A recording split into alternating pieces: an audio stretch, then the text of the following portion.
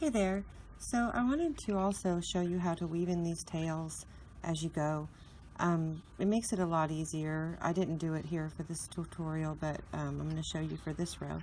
So once you have your color change and you chain one and you turn, then you've got your tail.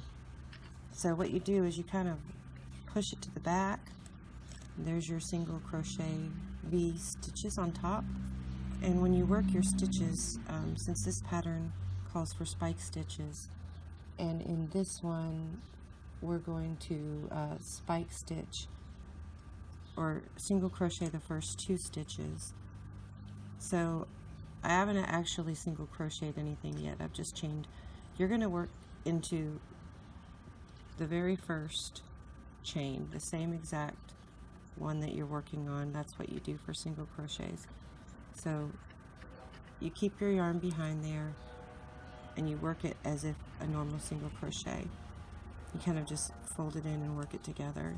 It saves a lot of time at the end, especially for this project, which changes colors a lot. 4, 5, 6, 8 times, 7 times. So, and then we're going to work the next spike stitch, but you can still work your tail in with your spike stitch. And what you really want to do is work like 5 or 6 in there and then leave the rest of it, because when you leave more tails at the end, it's better to weave. See, there it is right there. Just kind of pull it tight.